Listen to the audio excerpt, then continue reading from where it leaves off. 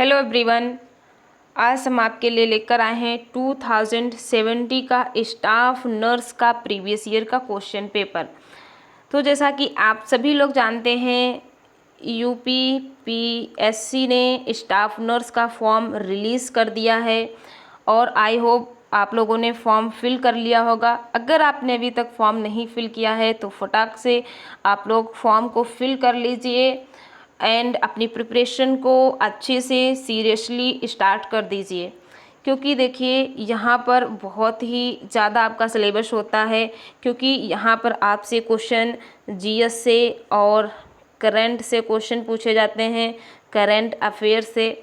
इसके साथ साथ यहाँ पर आपसे रीजनिंग के क्वेश्चन पूछे जाएंगे, लैंग्वेज में आपके हिंदी एंड इंग्लिश के भी क्वेश्चन पूछे जाएंगे, ठीक है। इसके साथ साथ केमिस्ट्री के क्वेश्चन पूछे जाएंगे और फिजिक्स से क्वेश्चन पूछे जाएंगे और आपके बायोलॉजी से, जिसमें आपका जूलॉजी और बॉटनी दोनों आ जाएगा। तो यहाँ से इन सारे सब्जेक्ट से आपसे क्वेश्चन पूछे जाएंगे, तो आपको इन सभी सब्जेक्ट्स को, सभी टॉपिक्स को अच्छे से तैयार करना है। तो आप अभी से कंटिन्यू मेहनत करना स्टार्ट कर दीजिए, अपनी प्रिपरेशन को स्टार्ट कर दीजिए। डियर एस्पायरेंट्स, आज हम 2017 का previous year question paper solve करेंगे, जिससे हम लोग ये एनालाइज कर पाएंगे कि एक्चुअली में जो स्टाफ नर्स के एग्ज़ाम्स में क्वेश्चंस आते हैं वो किस लेवल के होते हैं और इस बार एग्ज़ाम पैटर्न में क्या क्या चेंजेस हुए हैं। आपका प्री एग्ज़ाम और मेंस 2 एग्ज़ाम होने वाले हैं, तो उनमें क्वेश्चंस का पैटर्न क्या रहेगा, क्या क्वेश्चंस का लेवल है, इन सारी चीज़ों के बारे में बात करेंगे। तो सबसे पहले हम प्रीवियस ईयर का क्वेश्चन पेपर देखते हैं, उसके बाद हम लोग 2018 का क्वेश्चन पेपर सॉल्व करेंगे और 2022 का भी क्वेश्चन पेपर सॉल्व करेंगे, ठीक है। तो अगर आप चैनल पर नए हैं तो फटाक से आप चैनल को सब्सक्राइब कर लीजिए, लाइक एंड शेयर कर दीजिए।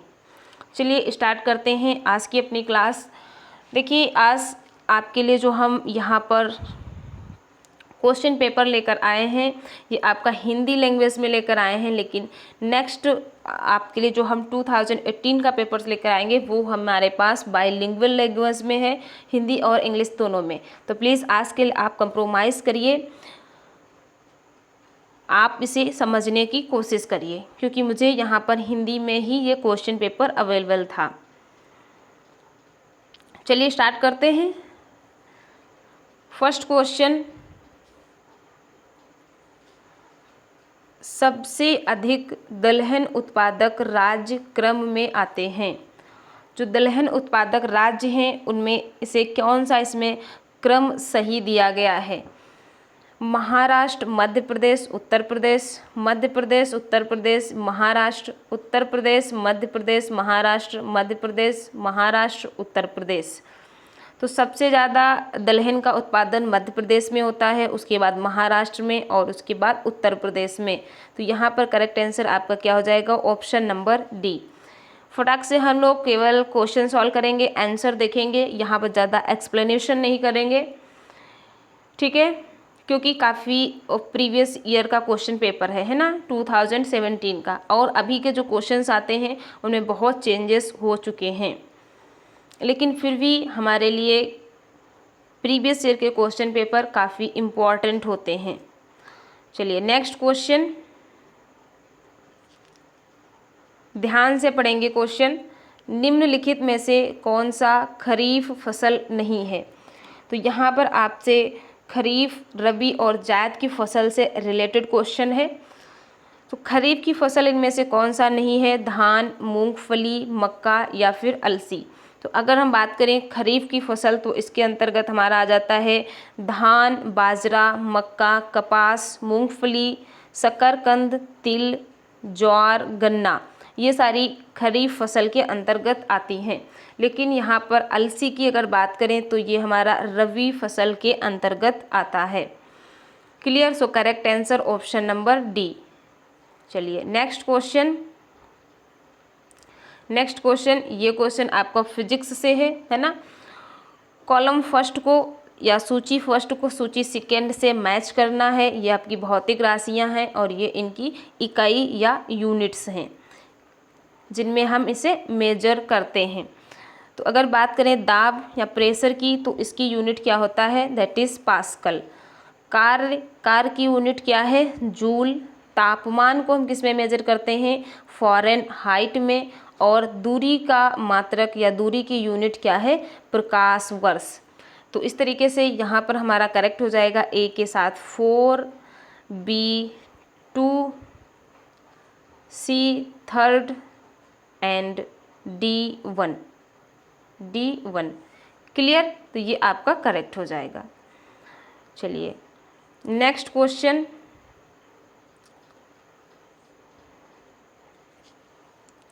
मानव शरीर में ग्लूकोज का अधिक होने पर वह निम्नलिखित में से किस रूप में संग्रहित करता है। अगर ह्यूमन में ग्लूकोज की मात्रा एक्सेस हो जाए तो उसे किस फॉर्म में बॉडी में स्टोर किया जाता है। तो हमारी बॉडीज़ की स्टोरेज शुगर क्या है, दैट इज़ ग्लाइकोजन। तो यहाँ पर करेक्ट आंसर क्या हो जाएगा, ऑप्शन नंबर सी, ग्लाइकोजन। जो एक्सेस ग्लूकोज है वो ग्लाइकोजन में चेंज हो जाता है और ये स्टोर कहाँ होता है, लीवर में। ठीक है, लीवर की हिपैटोसाइट्स सेल्स में। नेक्स्ट क्वेश्चन, किसी वृक्ष की पत्तियां गिरती हैं जब उसमें सांद्रता बढ़ती है। ये आपका विल्गन से क्वेश्चन है, यानी कि एब्सिशन से।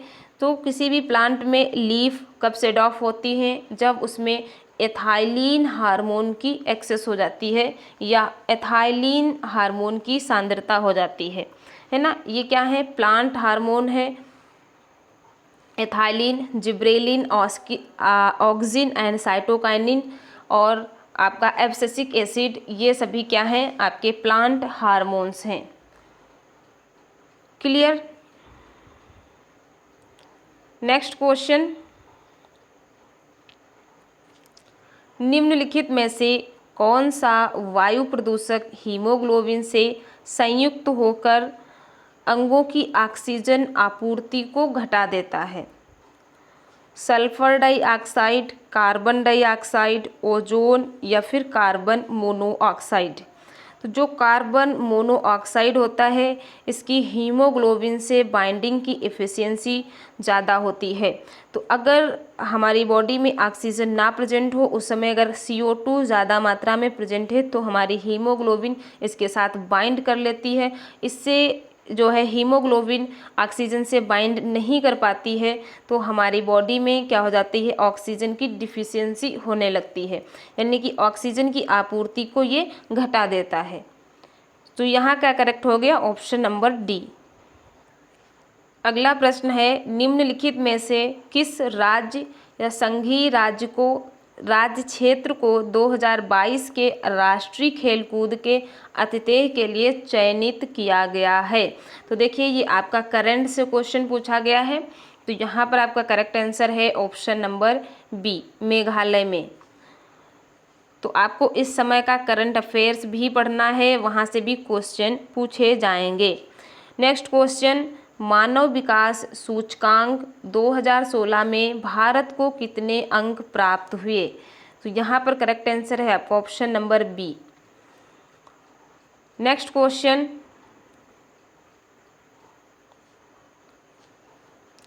निम्नलिखित में से किसने 65 किलोग्राम की श्रेणी में एशियन कुश्ती चैंपियनशिप में स्वर्ण पदक जीता। बजरंग पूनिया, हरप्रीत, गुरप्रीत या फिर Anil Kumar. So correct answer option number A, Bajrang Punia. अगला प्रश्न है, निम्नलिखित में से किससे ने फ्रांस का राष्ट्रपति चुनाव 2017 जीता है। तो आपका correct answer option number C. Next, 10% वार्षिक साधारण ब्याज की दर से 5 गुना हो जाता है। कितने प्रतिशत वार्षिक ब्याज की दर से उतने ही समय में वह 7 गुना हो जाएगा। देखिए ये आपका प्रीवियस ईयर क्वेश्चन पेपर है, यहाँ से आप क्वेश्चंस को ये देख सकते हैं कि किस लेवल के क्वेश्चन पूछे जाते हैं और कहाँ कहाँ से आते हैं। ठीक है, तो हम इन्हें बहुत डिटेल में यहाँ नहीं सॉल्व करा रहे हैं, आपको डायरेक्ट आंसर दिखा रहे हैं और किस लेवल के क्वेश्चन हैं ये आप एनालाइज कर लीजिए। तो यहाँ पर करेक्ट आंसर क्या हो जाएगा, ऑप्शन नंबर बी, है ना। ये आपका मैथ से क्वेश्चंस है जिसमें आपसे साधारण ब्याज, मूलधन ब्याज यहाँ से क्वेश्चन पूछा गया है। तो यहाँ पर सॉल्व है, आप इस क्वेश्चन को लगा भी सकते हैं, सॉल्व कर सकते हैं। एक वस्तु को रुपया 480 में बेचने पर किसी व्यक्ति को 20% की हानि होती है। उसे 20% लाभ पाने के लिए वस्तु को कितने रुपये में बेचना चाहिए। तो आप इसे सॉल्व कर सकते हैं और अपने करेक्ट आंसर तक पहुंच सकते हैं। Correct answer option number D, 720 रुपये। नेक्स्ट क्वेश्चन, यदि x + y = 12 तो x - 5 होल 3 + y - 7 होल 3 का मान है। तो आप इसे कैलकुलेट कर लीजिए। यहाँ करेक्ट आंसर 0 है ना, ऑप्शन नंबर डी। तो ये सभी आपके क्वेश्चन मैथ के हैं। यदि किसी आयत का विकर्ण उसकी छोटी भुजा का 3 गुना हो तो उसकी भुजाओं में अनुपात है। ऑप्शन नंबर सी करेक्ट है। हमें सबसे ज़्यादा किस पे ध्यान देना है, जो हमारे बायोलॉजी के क्वेश्चंस हैं, जैसे फिजिक्स, केमिस्ट्री, जूलॉजी और बॉटनी के, ठीक है, जहाँ से आपका अच्छा स्कोर बनने वाला है। आर्यभट्टियम ग्रंथ है भूगोल का, खगोल विज्ञान का, इतिहास का या कृषि का। तो option number C is correct. Next question, निम्नलिखित में से कौन सा स्थल बुद्ध के जीवन से संबंधित नहीं है। तो option number B, Vallabhi. Option number B is correct. अगला प्रश्न है, निम्नलिखित में से कौन सा युग्म सुमेलित नहीं है।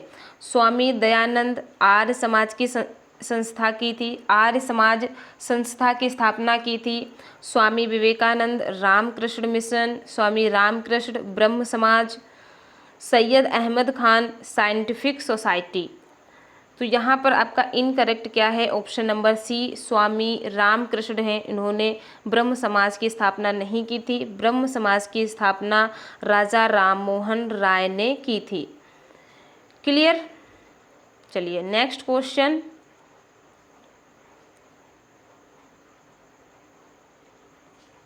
निम्नलिखित में से कौन सा युग्म सही सुमेलित नहीं है।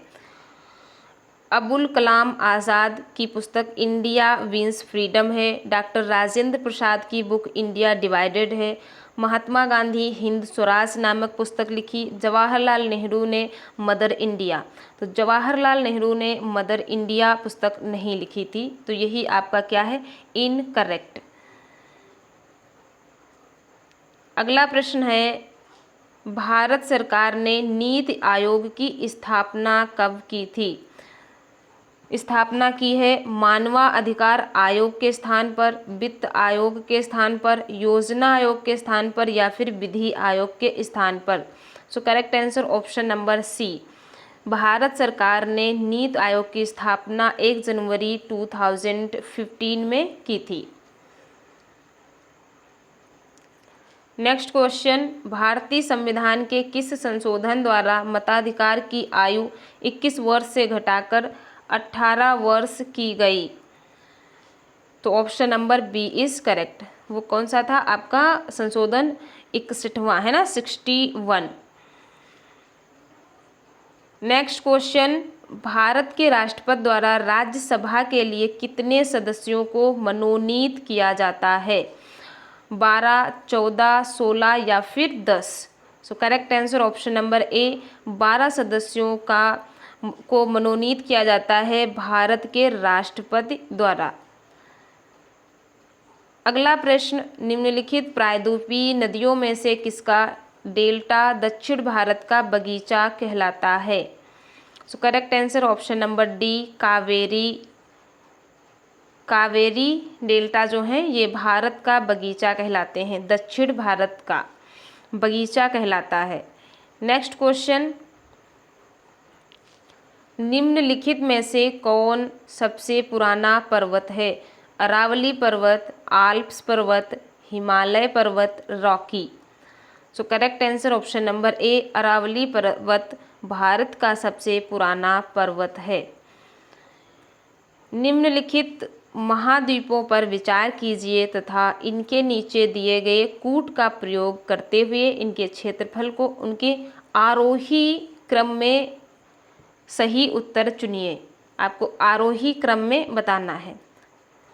तो इसमें सबसे पहले हमारा ऑस्ट्रेलिया जाएगा, फिर यूरोप,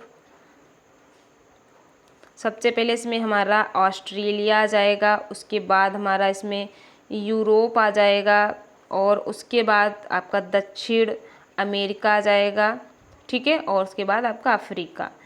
तो ये आपका करेक्ट कोड बन जाएगा। अगला प्रश्न, नीचे दिए गए कूट का प्रयोग करते हुए निम्नलिखित देशों को उत्तर से दक्षिण की ओर इनके अवस्थित अनुक्रम का सही उत्तर चुनिए। उत्तर से दक्षिण की ओर आपको बताना है करेक्ट सीक्वेंस। तो यहाँ पर आपका करेक्ट सीक्वेंस क्या हो जाएगा, आपका पहले आ जाएगा ग्रीनलैंड, ठीक है, उसके बाद आपका फिलीपींस आ जाएगा और उसके बाद चिली आता है, फिर उसके बाद इथायोपिया, ठीक है। तो 4231 option number B is correct.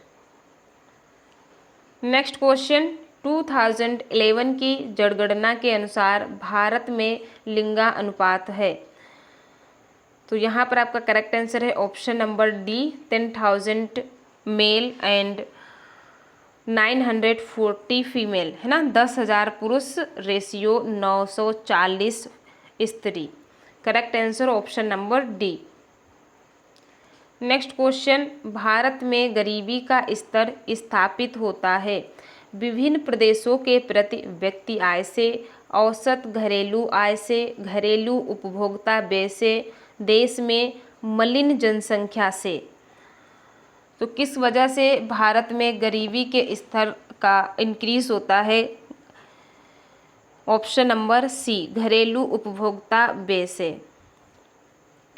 Next question, निम्नलिखित में से कौन सा बहुआयामी निर्धनता सूचकांक का अवयव नहीं है, स्वास्थ्य, शिक्षा, व्यवसाय, रहन सहन का स्तर। So correct answer option number C. अगला प्रश्न,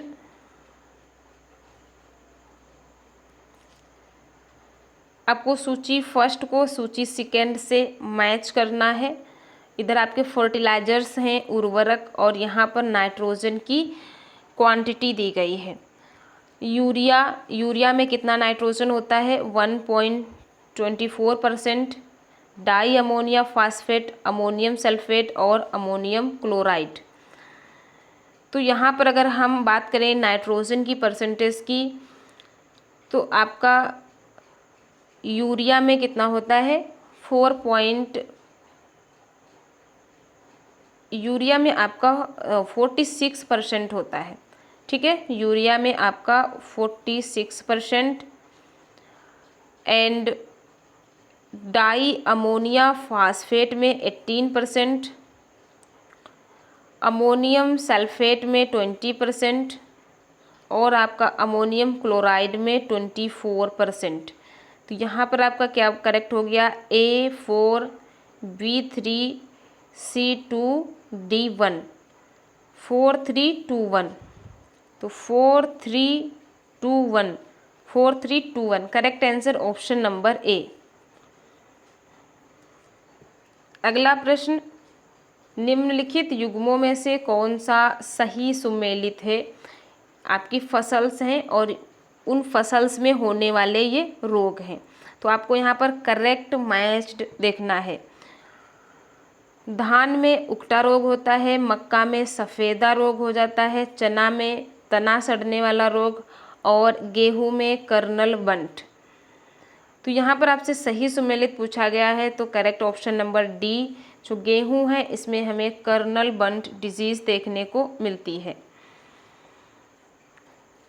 नेक्स्ट क्वेश्चन, निम्नलिखित में से तत्सम शब्द है। अब देखिए यहाँ पर आपके हिंदी के क्वेश्चंस आ गए, है ना, गोपाल, कपूत, घर, सूत। तो यहाँ पर आपको तत्सम शब्द बताना है। तत्सम शब्द वो शब्द होते हैं जो एज इट इज संस्कृत के शब्दों को हिंदी भाषा में प्रयोग कर लिया जाता है, उन्हें हम तत्सम शब्द कहते हैं। तद्भव शब्द वो होते हैं जो हम उन्हें आम भाषा में यूज़ कर लेते हैं।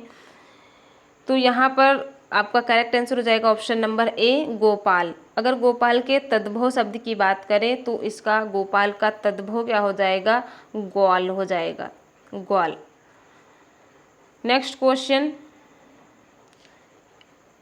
वह एक अच्छा विद्यार्थी है वाक्य में विशेष है। वह एक अच्छा विद्यार्थी है, इस वाक्य में आपको विशेष बताना है।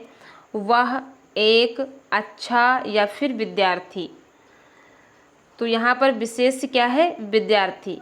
अच्छा कौन है, विद्यार्थी, तो विशेष कौन हुआ, विद्यार्थी। जिसकी विशेषता बताई जाती है वो विशेष होता है। नेक्स्ट, हजारों लोगों ने उसे देखा है, वाक्य में विशेषण है।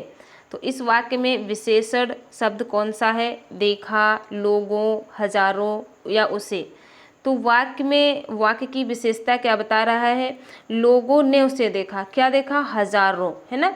तो यहाँ पर विशेषण क्या है, हजारों। नेक्स्ट क्वेश्चन, इतिहास से विशेषण शब्द बनता है। इतिहास से आप विशेषण शब्द कैसे बना सकते हैं, ऐतिहासिक, ऐतिहासिक, ऐतिहासी या फिर इतिहासी। तो इतिहास का विशेषण शब्द क्या हो जाएगा, ऑप्शन नंबर बी, ऐतिहासिक। नेक्स्ट क्वेश्चन, वसुंधरा का पर्यायवाची शब्द है। वसुंधरा जिसे हम पृथ्वी भी कहते हैं, धरा कहते हैं, है ना, क्षिति, उर्वी, मोदनी, इला। तो इसका पर्यायवाची शब्द क्या है, क्षिति। Correct answer option number A. Next question, बादल का पर्यायवाची शब्द नहीं है, तोयद, नीरद, पयोधर या फिर तोयद। तो आपसे नहीं पूछा गया है, ध्यान से आप सेंटेंस पढ़ेंगे। यहाँ आपका करेक्ट आंसर क्या हो जाएगा, ऑप्शन नंबर डी, तोयद। जो तोयद है ये समुद्र का पर्यायवाची होता है, ना कि बादल का। अगला प्रश्न, व्योम शब्द का पर्याय है आम्र, कौवे, अंबर, अग्नि। तो व्योम शब्द का पर्याय क्या है, अंबर, जिसे हम गगन, आकाश, नभ, अभ्र, दिव, अनंत ये सब भी कहते हैं। ये इसके पर्याय हैं, आप इन्हें राइट डाउन कर लीजिए। ये क्वेश्चन बहुत इंपॉर्टेंट हैं आपके लिए, क्योंकि यहाँ से क्वेश्चन पूछे जा सकते हैं, ये क्वेश्चन रिपीट हो सकते हैं। पर्यायवाची दृष्टि से एक शब्द युग्म अशुद्ध है। यहाँ पर पर्यायवाची दिया गया है और शब्द, जैसे गंगा, जाह्नवी, पानी, पाड़, मयूर, केकी, ग्रह, सदन। तो पानी का जो पर्यायवाची पाड़ नहीं होता है, पाड़ मीन्स क्या होता है, हाथ। तो ये आपका क्या हो जाएगा, incorrect. So option number B is correct. संधि का विलोम शब्द है उपसंधि, शत्रुता, विग्रह या फिर वैमनस्य। So correct answer option number C, विग्रह। संधि का विलोम शब्द क्या होता है, विग्रह। संधि मीन्स किन्हीं दो चीज़ों को जोड़ना, और विग्रह मीन्स क्या होता है, किन्हीं दो चीज़ों को अलग कर देना। ठीक है, तो यहाँ पर करेक्ट क्या हो गया, option number C. Next question, निम्नलिखित में से सरल विलोम शब्द नहीं है, विरल, कठिन, कुटिल, वक्र। तो विरल, विरल का मतलब सरल नहीं होता, तो यहाँ पर ए आपका करेक्ट हो जाएगा। नेक्स्ट क्वेश्चन, योगी, योगी का विपरार्थक शब्द है रोगी, निरोगी, जोगी या फिर भोगी। तो जो योगी है उसका विपरार्थक शब्द क्या है, भोगी। Option number D is correct. Next question, कृतज्ञ का विलोम शब्द है कृपण, कुतर्क, कृतघ्न या फिर कृतकार्य। तो यहाँ पर आपका करेक्ट क्या हो गया, ऑप्शन नंबर सी, कृतघ्न। नेक्स्ट क्वेश्चन, वर्तनी की दृष्टि से कौन सा शब्द शुद्ध है? अनुगृहीत, अनुगृहीत, अधिगृहीत या फिर अनुगृहीत। So correct answer option number B, अनुगृहीत। नेक्स्ट क्वेश्चन, निम्नलिखित में से शुद्ध वाक्य का चयन कीजिए। अब आपको यहाँ से शुद्ध वाक्य का चयन करना है। नौकर आटा पिसवाने गया है। एक गुलाब के फूल की माला ले आओ। एक गुलाब के, ध्यान से पढ़ना, यहाँ सर्वोत्कृष्ट ज्वर की चिकित्सा होती है। ज्वर की चिकित्सा होती है। परमात्मा के अनेक नाम हैं। अब बताइए यहाँ पर कौन सा शुद्ध वाक्य है? Correct answer option number D. Next question, निम्नलिखित में से अशुद्ध वर्तनी वाले शब्द का चयन कीजिए। यहाँ पर आपसे क्या पूछा है? अशुद्ध शब्द पूछा है। शोचनीय, भास्कर, ज्योत्स्ना, वांग्मय। सो करेक्ट आंसर क्या हो जाएगा? ऑप्शन नंबर बी, भास्कर जो है ये यहाँ पर आपका अशुद्ध है। शुद्ध में कैसे भास्कर लिखेंगे? भास्कर इस तरीके से लिखा जाता है ना। ये आपकी भास्कर की शुद्ध वर्तनी है। नेक्स्ट क्वेश्चन, जिसका कोई शत्रु पैदा ही ना हुआ हो, वाक्यांश के लिए एक शब्द लिखिए। देखिए ये क्वेश्चंस आपके लिए बहुत इंपॉर्टेंट हैं, क्योंकि ऐसे क्वेश्चंस कई एग्ज़ाम्स में रिपीट किए गए हैं, जैसे आपके बीएड एग्ज़ाम्स में, बीडीओ के एग्ज़ाम्स में। तो यूपीएससी के जो एग्ज़ाम्स होते हैं उनमें जो आपका लैंग्वेज वाला पोर्शन होता है वहाँ पर ये क्वेश्चन कई बार रिपीट होते हैं। तो ये क्वेश्चन आपके लिए बहुत इम्पॉर्टेंट है। यही फ़ायदा होता है प्रीवियस ईयर के क्वेश्चन पेपर सॉल्व करने का, क्योंकि एक तो आपको क्वेश्चंस के लेवल का आइडिया हो जाता है, दूसरा अगर कोई क्वेश्चन रिपीट हुआ तो आपको पता होगा। क्लियर? तो यहाँ पर क्या करेक्ट हो जाएगा? अजात शत्रु, शत्रुधन, शत्रुहीन या शत्रुविहीन। तो जिसका कोई शत्रु पैदा ही ना हुआ हो उसे हम अजात शत्रु कहते हैं। ये इसका एक वाक्यांश हुआ। नेक्स्ट क्वेश्चन, अपना मंतव्य साधने वाला के लिए एक शब्द है। परमार्थी, धर्मार्थी, स्वार्थी या फिर सत्यार्थी। तो यहाँ पर इसके लिए एक शब्द क्या है? ऑप्शन नंबर सी, स्वार्थी, है ना। अपना मंतव्य साधने वाला, जो केवल अपना काम निकालने वाला हो उसे हम क्या कहते हैं? स्वार्थी। तो आप भी स्वार्थी मत बनना। अगर आप चैनल पर नए हो तो डेफिनेटली चैनल को सब्सक्राइब कर लेना, लाइक और शेयर कर देना, है ना। स्वार्थी नहीं बनना है, हमको मिलजुल कर आगे बढ़ना है ना। चलिए नेक्स्ट क्वेश्चन, जिसका उच्चारण ना किया गया हो के लिए एक शब्द है। समुच्चरित, अनुत्तरित, मौन या फिर अनुच्चरित। देखिए यहाँ से अब क्या पूछा गया है? उच्चारण ना किया गया हो तो उसे हम अनुच्चरित कहेंगे। अगर यहाँ पर होता कि जिसका उत्तर ना किया गया हो तो उसे हम अनुत्तरित कहेंगे। क्लियर? तो यहाँ करेक्ट क्या है? Option number D. Next question थोड़ा सा फास्ट करेंगे, है ना, क्योंकि 170 क्वेश्चंस हैं। तो हम लोग कोशिश करेंगे कि हाफ क्वेश्चंस इस वीडियो में कवर कर लें और हाफ क्वेश्चन नेक्स्ट वीडियो में कवर कर लेंगे, है ना, क्योंकि 170 क्वेश्चंस हैं जिन्हें सभी क्वेश्चंस को आपको सॉल्व करना है।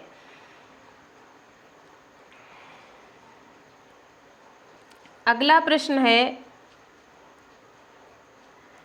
कौन सा शब्द युग्म तत्सम की दृष्टि से अशुद्ध है? तृण, दंड, वत्स, प्रख, कपाट, एकादश, राजपुत्र, सूकर। तत्सम की दृष्टि से अशुद्ध बताना है। तो यहाँ पर करेक्ट क्या हो जाएगा? Option number B. क्लियर? चलिए नेक्स्ट क्वेश्चन, सृष्टि का तद्भव शब्द है श्रेष्ठी, सोंठ, सुंडा या फिर सुगंध। तो सृष्टि किसे कहा जाता है? सोंठ को। ये क्या है? ये तद्भव शब्द है। सृष्टि ये कैसा है? तत्सम शब्द है। नेक्स्ट क्वेश्चन, एक बच्चे को ब्राउन्स बेबी सिंड्रोम के लिए देखना चाहिए जब उसे मिल रही हो, क्या मिल रही हो? इम्यून थेरेपी, कीमोथेरेपी, फोटोथेरेपी या फिर रेडिएशन थेरेपी। तो यहाँ पर आपका करेक्ट आंसर क्या होगा? Option number C. ये जो हमारे नवजात शिशु होते हैं जो उनमें जॉइंडिस के ट्रीटमेंट के दौरान फोटोथेरेपी की जाती है। तो अगर किसी बेबी को ब्राउन्स बेबी सिंड्रोम है तो फिर हमें उस पर ध्यान रखना चाहिए किस टाइम, जब उसकी फोटोथेरेपी हो रही हो। अच्छा क्वेश्चन है। निम्नलिखित में से कौन सी अंतर्राष्ट्रीय संस्था भारत में मातृ एवं शिशु स्वास्थ्य कल्याण में सबसे अधिक योगदान कर रही है? अच्छा क्वेश्चन है, रिपीट हो सकता है। यूनिसेफ, विश्व बैंक, WHO, UNDP। तो कौन कर रहा है, किसका योगदान अच्छा है? तो ऑप्शन नंबर ए, यूनिसेफ। यूनिसेफ मीन्स संयुक्त राष्ट्र अंतर्राष्ट्रीय बाल आपात कोष, या जिसको हम यूनिसेफ भी कहते हैं। इसकी स्थापना 1946 में हुई थी और इसका मुख्यालय कहाँ है? न्यूयॉर्क में, यानी कि यूनाइटेड आपका किंगडम जो अमेरिका है। इन सारी पॉइंट्स को आप याद रखेंगे। नेक्स्ट क्वेश्चन, नर्सिंग में इथिक्स का क्या अर्थ है? इथिक्स का क्या अर्थ होता है? नर्स द्वारा किए जाने वाले प्रोसीजर्स, सही व्यवहार के लिए बनाए गए नियम, एक नर्स की काम की जिम्मेदारी या एक आदर्श नर्स के लक्षण। तो आप तो इसका आंसर कर लेंगे, है ना? क्या होगा? Option number B, rules for correct behaviour, है ना, सही व्यवहार के लिए बनाए गए नियम। इसमें क्या होता है, हमें जो है लोगों के जीवन अधिकारों व उनके गरिमा का आदर करना चाहिए, उनकी सेवा और उनकी सेवा जो है बिना भेदभाव के करनी चाहिए, उन्हें पूरा सहयोग करना चाहिए। ये सभी रूल्स इसके अंतर्गत आते हैं। चलिए next question, international red cross की स्थापना किसने की थी? इंटरनेशनल रेड क्रॉस की स्थापना 1863 में जेन हेनरी ड्यूनेट ने की थी और 1901 ईस्वी में हेनरी ड्यूनेट को मानव सेवा हेतु सबसे फर्स्ट नोबेल प्राइज़ मिला था। और मेडिकल फील्ड में इन्हें कौन सा नोबेल प्राइज़ मिला था? तो पीस नोबेल प्राइज़ मिला था। ठीक है, शांति पुरस्कार मिला था। क्लियर? सो correct answer option number D, Henry Dunant. अच्छा क्वेश्चन है, आप इसे राइट डाउन कर लीजिए और इसके सारे पॉइंट्स याद रखना। अगला प्रश्न है, विश्व स्वास्थ्य दिवस मनाया जाता है 7 जून, 7 अप्रैल, 17 मार्च या फिर 27 जनवरी। तो विश्व स्वास्थ्य दिवस, वर्ल्ड हेल्थ ऑर्गेनाइजेशन WHO, इसको पर ईयर 7 अप्रैल को सेलिब्रेट किया जाता है। Correct answer option number B. चलिए नेक्स्ट क्वेश्चन, एलिसा का पूरा नाम क्या है? ठीक है, एलाइजा आपसे पूछा गया है, एलाइजा का फुल फॉर्म बताना है। Enzyme lyses immune solution activity, enzyme liquid immune sorbent assay, enzyme linked integrate solution activity या enzyme lyses immune solution assay. So correct answer option number B, ELISA का full form क्या होता है? Enzyme linked immuno sorbent एसे।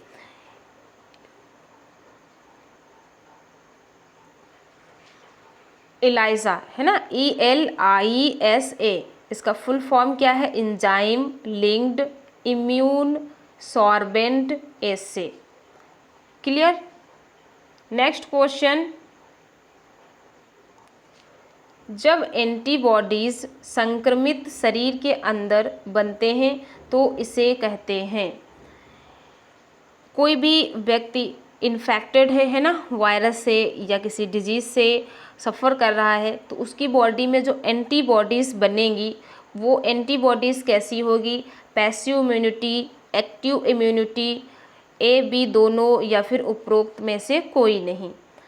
तो उस time जो उसकी body में एंटीबॉडीज़ बनेंगी वो कैसी होगी, एक्टिव इम्यूनिटी होगी। ठीक है, वो कैसी होंगी, एक्टिव इम्यूनिटी होगी। तो यहाँ पर आपका correct answer option number B.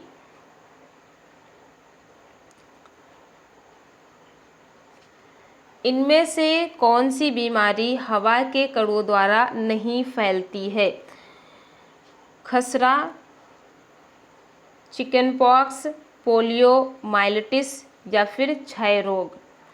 तो इनमें से कौन सी डिजीज़ है जो एयर पार्टिकल से ट्रांसमिट नहीं होती है, तो वो है पोलियो माइलाइटिस। क्लियर। चलिए अगला प्रश्न है, पानी के उबालने से सभी जीवाणु मर जाते हैं केवल एक को छोड़कर, फंजाई, बैक्टीरिया, प्रोटोजोआ, स्पोर्स। अगर हम वाटर को बॉयल करें, है ना, वाटर को बॉयल करें तो उसमें से सभी माइक्रो ऑर्गेनिज्म किल हो जाते हैं एक्सेप्ट इंडोस्पोर, एक्सेप्ट इंडोस्पोर। अगर उस वाटर बॉडी में बैक्टीरिया का इंडोस्पोर प्रेजेंट है तो वो हाई टेम्परेचर पर भी उसकी डेथ नहीं होगी, वो किल नहीं होगा, क्योंकि जो इसकी इंडोस्पोर्स की जो आउटर लेयर होती है, ठीक है, ये रेजिस्टेंट होती है। ठीक है, ये कैसी होती है, रेजिस्टेंट होती है, यानी कि ये डोरमेंट स्ट्रक्चर्स के लिए रिस्पॉन्सिबल होती हैं। तो यहाँ पर करेक्ट आंसर हो जाएगा ऑप्शन नंबर डी। जो इंडोस्पोर की बाहर की जो आउटर लेयर होती है ये स्यूडो म्यूरिन की बनी होती है, जो कि केमिकल्स, वाटर, हीट के प्रति रेजिस्टेंट होती है। अच्छा क्वेश्चन है, ऐसे कॉन्सेप्चुअल क्वेश्चन पूछे जाएंगे तो ध्यान रखना। और नेक्स्ट क्वेश्चन देखते हैं, मरीज को अस्पताल में रहते हुए अस्पताल से होने वाला संक्रमण कहलाता है। अगर किसी पेशेंट को हॉस्पिटल में रहते हुए उसे कोई इन्फेक्शन हो जाता है तो हम उसे क्या कहते हैं, नोजोकोमियल इन्फेक्शन कहते हैं। ठीक है, क्या कहते हैं, नोजोकोमियल इन्फेक्शन। इम्पॉर्टेंट है। अगला प्रश्न है, जीन पियाजे की थ्योरी किस सिद्धांत पर आधारित है, मनोलैंगिक विकास, नैतिक विकास पर, मनोसामाजिक विकास पर या फिर संज्ञानात्मक विकास पर। तो जो जीन पियाजे थे ये स्विट्जरलैंड के एक साइकोलॉजिस्ट थे और इनका मानना था कि व्यक्ति के डेवलपमेंट में, जो बच्चे हैं उनके डेवलपमेंट में उनके बचपन का बहुत बड़ा इम्पोर्टेंट रोल होता है ना। इसलिए उन्होंने थ्योरी ऑफ कॉन्जिन्यूटी डेवलपमेंट दिया था। ठीक है, जो जीन पियाजे की थ्योरी सिद्धांत था ये संज्ञानात्मक विकास पर निर्भर था। अगला प्रश्न है, क्लासिकल कंडीशनिंग थ्योरी सीखने का प्रतिपादन किया। क्लासिकल कंडीशनिंग थ्योरी, ये आपका क्वेश्चन एनिमल बिहेवियर से है, एनिमल बिहेवियर से क्वेश्चन है, इम्पॉर्टेंट है। Ecology, animal behaviour, genetic engineering, ऐसे टॉपिक को आपको बहुत अच्छे से पढ़ना है। क्लियर। तो ये किसने सीखने का प्रतिपादन किसने किया था, थॉर्नडाइक ने, इवान पावलोव ने, वॉटसन ने या फिर एर्नोल्ड ने। जो क्लासिकल कंडीशनिंग थ्योरी है इसको इवान पावलोव ने दिया था और इस एक्सपेरिमेंट को एक डॉग पर उन्होंने एक्सपेरिमेंट किया था, है ना, बेल डॉग जो एक्सपेरिमेंट है। तो आप एनिमल बिहेवियर को अच्छे से पढ़ेंगे तो आप समझ पाएंगे जो क्लासिकल कंडीशनिंग थ्योरी है ये क्या था। व्यक्तित्व पर्सनालिटी मुख्य तौर पर प्रभावित होती है। जो पर्सनालिटी है वो मुख्य तौर पर कैसे प्रभावित होती है? बातचीत करने से, हाव भाव से, सामाजिक क्रियाकलापों से या फिर भाषा से।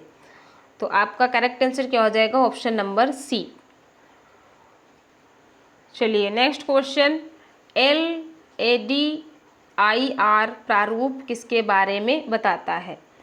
लेडर किसके बारे में बात करता है?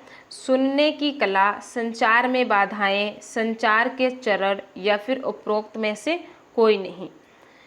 तो यहाँ पर आपको आंसर नहीं दिया गया है, यहाँ पर इसका डिस्क्रिप्शन दिया गया है, इसे आप ध्यान से पढ़ेंगे, ठीक है। यहाँ पर उपरोक्त में से कोई नहीं होना चाहिए। जो लेडर है प्रारूप सुनने की कला के बारे में बताता है, जो कि प्रभावी संचार के चरण स्टेप के रूप में होता है, और ये इसका लेडर का फुल फॉर्म है। आप लेडर का फुल फॉर्म इसको ज़रूर राइट डाउन कर लीजिए, क्योंकि हो सकता है आपसे लेडर का फुल फॉर्म पूछ लिया जाए। चलिए नेक्स्ट क्वेश्चन,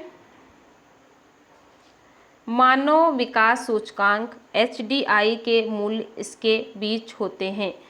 तो इसको आप ST से आंसर कर लीजिए, option number A. Option number A is correct. चलिए नेक्स्ट क्वेश्चन, दहेज प्रथा उन्मूलन अधिनियम किस वर्ष में दिया गया? तो ये आपका 1961 में दिया गया था। बालक जो 16 वर्ष की आयु का एवं बालिका जो 18 वर्ष की आयु के न होते हुए असामाजिक गतिविधियों में लिप्त हैं, इसे क्या कहते हैं? असामाजिक बच्चा, बाल उत्पीड़न, या फिर क्रांग्रेट ग्रुप, या फिर अल्पवयस्क अपराध प्रवृत्ति। तो इसे हम क्या कहते हैं? अल्पवयस्क अपराध कहते हैं। नेक्स्ट क्वेश्चन, समाज का विभिन्न समूहों में उनकी विशिष्टताओं, सामाजिक स्थिति और भूमिकाओं के आधार पर वर्गीकरण करने को कहा जाता है? सामाजिक स्त्रीकरण, सामाजिक नियंत्रण, सामाजिक परिवर्तन या सामाजिक वर्ग। तो करेक्ट आंसर ऑप्शन नंबर ए, इसको हम सामाजिक स्त्रीकरण कहते हैं। नेक्स्ट क्वेश्चन, और आज के लिए इतने ही 70 क्वेश्चंस रखते हैं, है ना। फिर से हम लोग जो हमारे पास 100 क्वेश्चंस बचेंगे, 100 क्वेश्चंस उनमें हम लोग 50-50 क्वेश्चंस कर लेंगे। तो इस तरीके से हम सभी 170 क्वेश्चंस कवर कर लेंगे, क्योंकि बहुत ज़्यादा वीडियो लॉन्ग होगा तो फिर आप बोर हो जाएंगे, क्योंकि यहाँ पर डायरेक्टली हम आपसे बात कर रहे हैं क्वेश्चन और आंसर की, है ना। तो 70 नंबर क्वेश्चन क्या है? अस्पतालों के लिए प्रतिदिन प्रति व्यक्ति पानी की आवश्यकता होती है। देखिए कॉमन सा क्वेश्चन पूछा है और जिसका यहाँ पर आंसर भी नहीं दिया गया है ना। निर्धारित मानक के अनुसार 100 से कम बेड वाले अस्पतालों के लिए प्रतिदिन प्रति व्यक्ति 340 लीटर, जबकि 100 से अधिक बेड वाले अस्पतालों के लिए 450 लीटर पानी की आवश्यकता होती है। तो ये आप याद रखना, ओके। तो थैंक यू सो मच। आप बताना आपको ये क्वेश्चन पेपर सॉल्व करके कैसा लगा, आप अपना फीडबैक ज़रूर देना। और अगर आपको कोई पर्टिकुलर टॉपिक से क्वेश्चन सॉल्व करने हैं तो डेफिनेटली आप कमेंट बॉक्स में बता देना। क्लियर? लेकिन हम फिर भी ये सभी प्रीवियस ईयर के क्वेश्चन पेपर सॉल्व कराएंगे। हम आपको 2017 का, 2018 का, इसके अलावा 2020 और 2022 ये हम आपको मॉडल पेपर सॉल्व कराएंगे। इनमें से आपको हिंदी लैंग्वेज में मिल सकते हैं, बाई लैंग्वेज में मिल सकते हैं, और आपको ओनली और ओनली इंग्लिश में भी मिल सकते हैं। ठीक है, तो आप लैंग्वेज को मैनेज करने की कोशिश कीजिए। चलिए थैंक यू सो मच, मिलते हैं नेक्स्ट क्लास में। Thank you so much everyone.